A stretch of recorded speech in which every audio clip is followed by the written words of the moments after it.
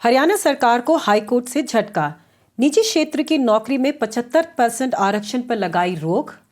16 साल की लड़की के खुदकुशी के मामले में मद्रास हाईकोर्ट ने तमिलनाडु पुलिस को लगाई फटकार और केस की जांच सीबीआई को सौंपी। और सांसदों और विधायकों के खिलाफ आपराधिक मामलों में हुई बढ़ोतरी। नमस्कार, मैं भद्रा सिन्हा और मैं अपूर्वा मंधानी और हम आपके सामने एक बार फिर कोट अनकोट का ये एपिसोड लेके आए हैं। जैसा कि आप जानते हैं, शो पे भद्रा और मैं आपको पिछले हफ्ते हुई कोर्ट से जुड़ी बड़ी खबरों के बारे में बताते हैं। इस हफ्ते सबसे पहली जो हमारे पास आपके लिए खबर आ रही है वो आ रही है पंजाब और हरियाणा हाईकोर्ट से। दरअसल हरियाणा में मुख्यमंत्री मनोहर लाल खट्टर की सरकार को पंजाब और हरियाणा हाईकोर्ट से बड़ा झटका लगा है। हरियाणा सरकार ने एक कानून इनफैक्ट नोटिफाई किया था जनवरी में अभी ही। उस कानून पर हाईकोर्ट ने स्टे लगा दिया। और कानून बहुत ही महत्वपूर्ण था और ये कानून जो है इसका नाम है Haryana state employment of local candidates act. और ये निजी क्षेत्र में स्थानीय लोगों के लिए 75% रिजर्वेशन रख रहा था। अब फिलहाल के लिए तो इस कानून पर स्टे लग गया, लेकिन अगर आपको इस कानून के बारे में थोड़ा बताऊं तो बेसिकली ये कानून ये कहता है कि हरियाणा में सारी जो कंपनीज है, सोसाइटीज़, ट्रस्ट, पार्टनरशिप फर्म्स, इन और ऐसा एक लिस्ट दी गई है उस कानून में, उन सभी को 75% जो नई जॉब्स आने वाली, यानी कि अभी जो जॉब्स हैं उन पर ये असर नहीं पड़ेगा, लेकिन जो भी नई जॉब्स आएंगे उनमें 75% रिजर्वेशन स्थानीय कैंडिडेट्स को, यानी कि लोकल जो लोग हैं जिनके पास डोमिसाइल है वहाँ का, उनको देनी पड़ेगी ये जॉब्स। कानून के मुताबिक ये कोटा फिलहाल 10 सालों के लिए लागू होगा। और इसमें यह भी कहा गया है कि निजी कंपनियों को 3 महीने के अंदर अंदर सरकार के एक स्पेशल पोर्टल पर 50,000 से कम, ये कानून सिर्फ 50,000 से कम वेतन, कम सैलरी वाली जॉब्स पे अप्लाई होता है, जॉब्स पे लगेगा। और कंपनियों को इस कानून के 3 महीने के अंदर अंदर इस पोर्टल पे ऐसी जॉब्स के बारे में जानकारी देनी थी। लेकिन इस कानून को चुनौती देते हुए कई 7-8 पिटिशन्स कोर्ट में फाइल हुई इंडस्ट्री एसोसिएशन से, जिन्होंने कोर्ट के सामने अब ये कहा है कि ये जो कानून है ये असंवैधानिक है और इसलिए इस कानून को लागू नहीं होने देना चाहिए। हाँ अपूर्वा, और क्या दरअसल पंजाब हरियाणा का हाई कोर्ट में सॉलिसिटर जनरल तुषार मेहता पेश हुए थे हरियाणा सरकार की तरफ से, और उन्होंने बहुत ही कम समय के लिए बहस करी। उनके हिसाब से उन्होंने बहस केवल 90 सेकंड के लिए करी और बस उतनी ही बहस सुन के जो है हाई कोर्ट ने इस कानून पे स्टे लगा दिया। अब इस स्टे ऑर्डर के खिलाफ हरियाणा हाई कोर्ट जो है सुप्रीम कोर्ट पहुंच चुकी है अपील में। मगर दरअसल हाई कोर्ट का जो एक पूरा ऑर्डर है कि किस वजह से उन्होंने इस कानून पे स्टे लगाया है, वो ऑर्डर दरअसल अभी रिलीज नहीं हुआ है, इसलिए इस ऑर्डर की कॉपी सुप्रीम कोर्ट के सामने फाइल नहीं हो पाई है। मगर तुषार मेहता के रिक्वेस्ट पे जो है सुप्रीम कोर्ट ने ये मामला जो है मंडे को सुनने के लिए तैयार हो गई है।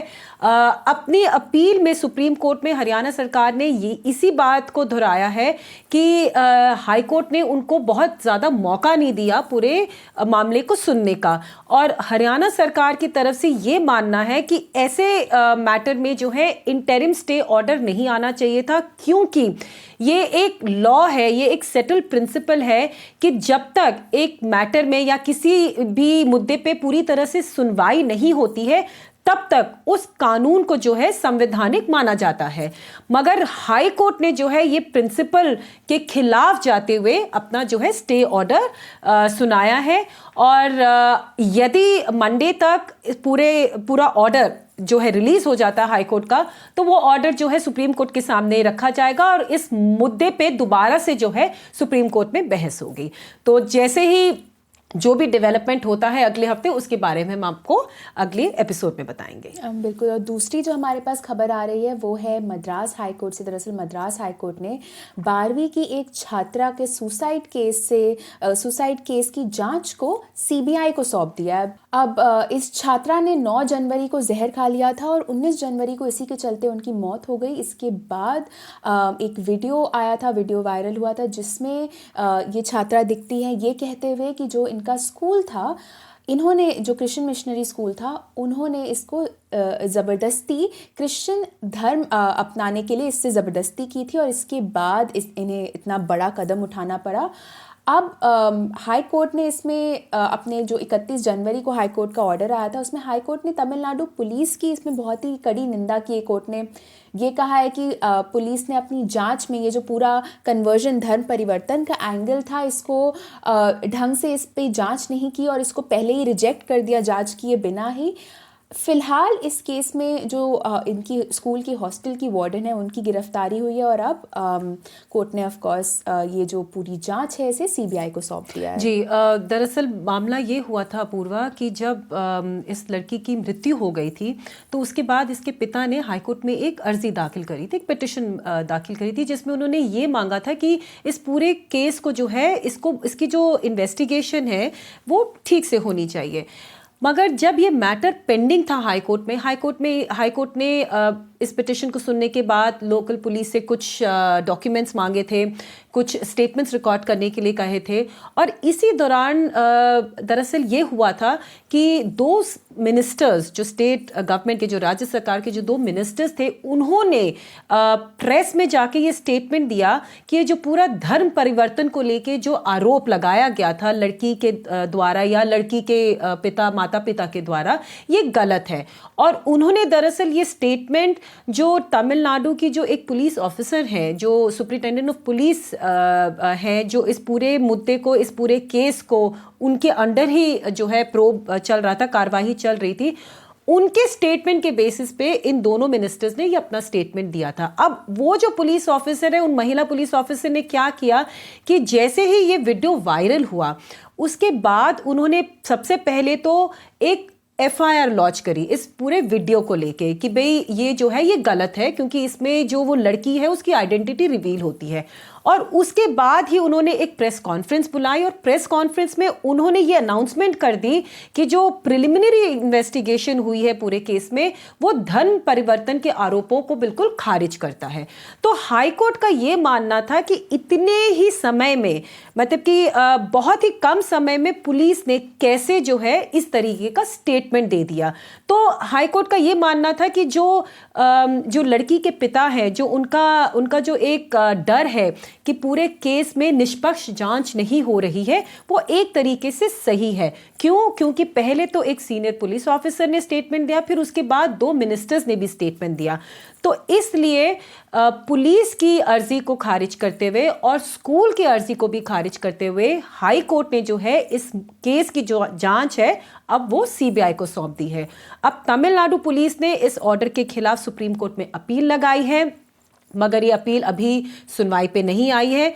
हो सकता है आने वाले समय में या आने वाले हफ्ते में इस पे सुनवाई आए, मगर बात यह है कि सुप्रीम कोर्ट में जो लड़की के पिता है उन्होंने पहले ही एक केवियट डाल दी है। तो सुप्रीम कोर्ट जो भी डिसीजन देगा या निर्णय देगा वो उसके पहले वो उस लड़की के पिता को जरूर सुनेगा। बिल्कुल, इसमें भी जो भी डेवलपमेंट होता है, अगर अगले हफ्ते कुछ आया तो हम आपको अगले एपिसोड में इसके बारे में ज़रूर बताएंगे। जो तीसरा हमारे पास केस है वो आ रहा है सुप्रीम कोर्ट से। सुप्रीम कोर्ट में एक रिपोर्ट फाइल की गई है जिसमें ये दिखाई पड़ता है कि विधायकों और सांसदों के खिलाफ जो क्रिमिनल केसेस हैं, आपराधिक मामले हैं, वो काफ़ी बढ़ गए हैं। इस रिपोर्ट के हिसाब से 2018 में 4110 मामले थे जो कि अब 4984 हो गए हैं दिसंबर 2021 तक।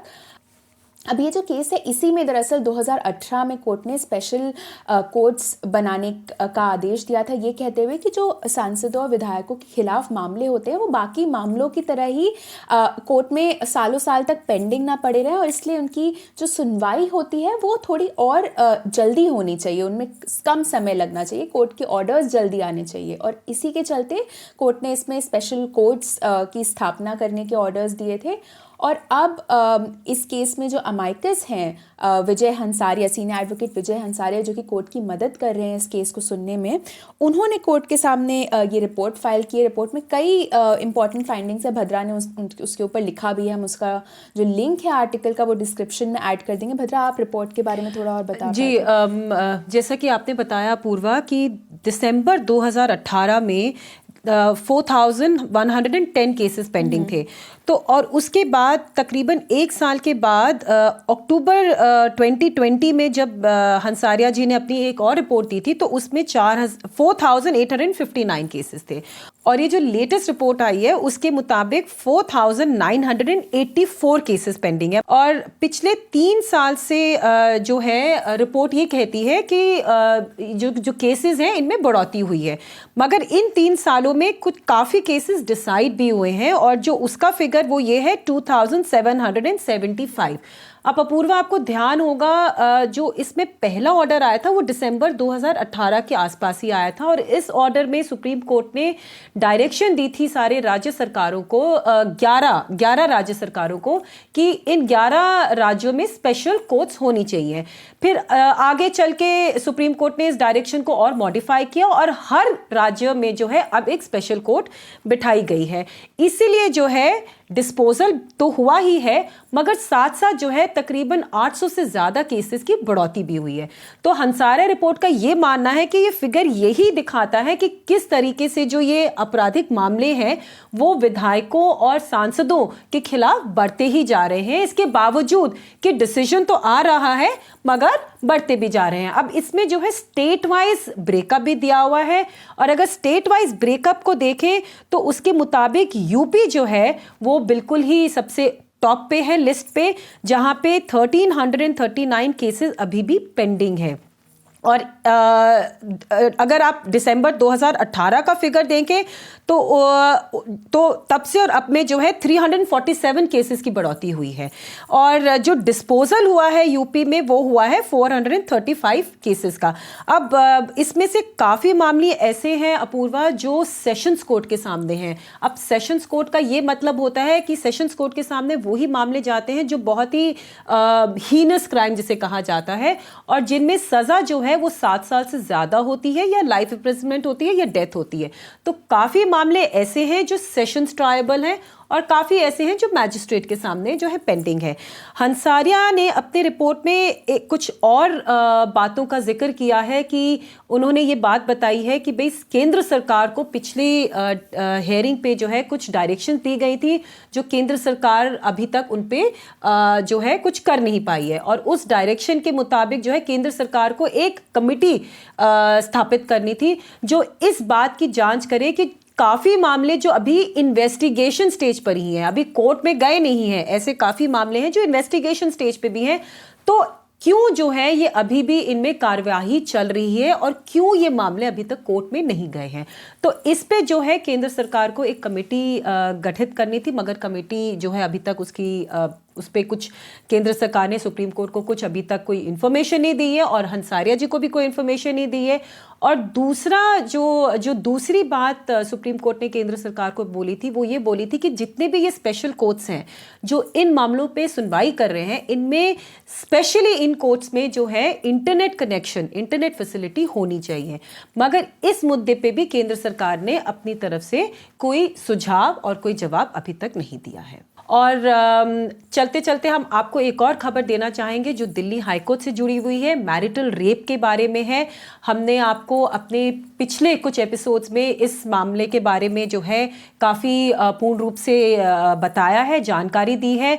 दरअसल पिछले हफ्ते भी इस मामले में हर रोज़ जो है जो हाईकोर्ट की बेंच है वो इस पे सुनवाई जो है कर रही थी, और फाइनली जो है इसमें केंद्र सरकार ने अपना एक एफिडेविट दाखिल किया है। अपूर्वा, थोड़ा सा आप बताएंगे इसके बारे में कि एफिडेविट में उन्होंने दरअसल बोला क्या है, क्योंकि काफ़ी जो है बोलने के बाद, कोर्ट के काफ़ी बोलने के बाद जो है केंद्र सरकार ने फाइनली अपना कुछ रिटन सबमिशंस दिए हैं। बिल्कुल भद्रा, इनफैक्ट पिछले कुछ हफ्तों से इस केस में सुनवाई चल रही है। हम आपको हर हफ्ते आई थिंक इस शो में इसके बारे में बताते हैं, इसमें सुनवाई के बारे में। दिल्ली सरकार ने भी अपना जो ओपिनियन है, अपनी आर्ग्यूमेंट्स है, अपने तर्क हैं वो कोर्ट के सामने रखे हैं। जो पिटिशनर्स हैं उन्होंने रखे हैं, जो अमाइकस है केस में उन सब ने आर्ग्यू कर लिया है। अब जो बाकी पार्टीज़ आई थी जो इसमें, जैसे मेंस वेलफेयर ट्रस्ट, उन्होंने भी अपनी दलीलें सामने रखी हैं, और लगभग हर हियरिंग में कोर्ट जो केंद्र सरकार है उसके वकीलों से ये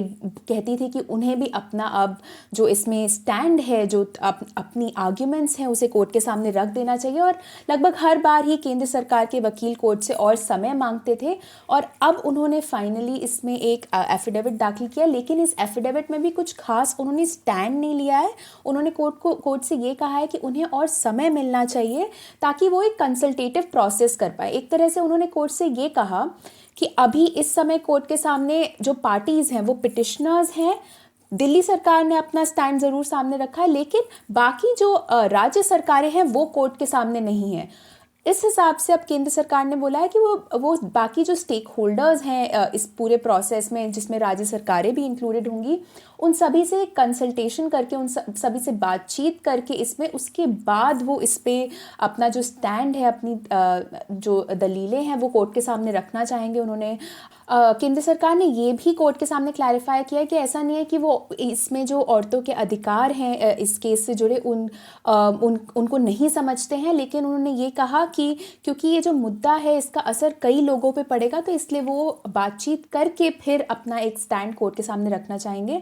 अब आपको ये ज़रूर बता दूं कि 2017 में केंद्र सरकार ने एक एफिडेविट ज़रूर फाइल किया था कोर्ट के सामने और उसमें केंद्र सरकार ने एक स्टैंड लिया था। केंद्र सरकार ने ये कहा था कि ये जो कानून है इसको अनकॉन्स्टिट्यूशनल और संवैधानिक नहीं डिक्लेयर करना चाहिए, क्योंकि केंद्र सरकार ने ये कहा था कि ये जो इंस्टीट्यूशन ऑफ मैरिज है, जो विवाह का संस्था है, वो अस्थिर हो जाएगी, डिस्टेबलाइज हो जाएगी और इससे एक तरह से जो पति हैं वो हरास भी हो सकते हैं। तो ये सभी दलीलें देके उस समय केंद्र सरकार का ये स्टैंड था, लेकिन अब इतने साल बाद अब केंद्र सरकार ये कह रही है कि वो पूरी तरह से एक स्टैंड कोर्ट के सामने नहीं रखना चाहती जब तक वो सारे स्टेक होल्डर से बात नहीं कर लेती है। तो अब इसमें कितना समय लगेगा, क्या होगा, ये अब अगले हफ्ते एक बार फिर हर दिन सुनवाई होगी कोर्ट की इसमें। तो इसमें जो भी अपडेट आता है ऑफ कोर्स हम आपको अगले एपिसोड में बताएंगे। इसमें एक चीज जो मैं बोलना चाहूंगी पूर्वा, 2017 का जो एफिडेविट है उसको केंद्र सरकार ने अभी तक विड्रॉ नहीं किया है।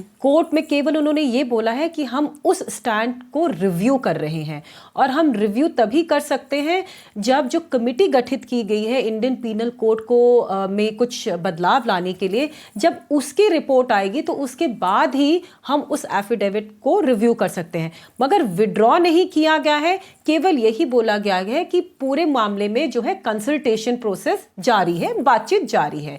अब ये बातचीत कब तक जारी रहती है इस पे केंद्र सरकार ने कोई टाइमलाइन स्पेसिफाई नहीं करी है और शायद यही बात जो है वो दिल्ली हाईकोर्ट को खटक रही है, क्योंकि ये मुद्दा दरअसल 2015 से दिल्ली हाईकोर्ट में पेंडिंग है और जो ये बेंच जो इस मामले को अभी सुन रही है वो चाहती है कि इस मुद्दे को एक क्लोजर दिया जाए और इस मामले में जो है एक पूरी तरह से एक जजमेंट आया जाए। चलिए, आज इस हफ्ते के लिए मेरे ख्याल से काफ़ी है पूर्वा। बिल्कुल, हमसे जुड़ने के लिए बहुत बहुत धन्यवाद और हमें कमेंट सेक्शन में ज़रूर बताएं अगर आप किसी केस के बारे में और जानकारी जानना चाहें तो हम उसे अपने अगले एपिसोड में ज़रूर उसके बारे में बात करेंगे। जी, धन्यवाद।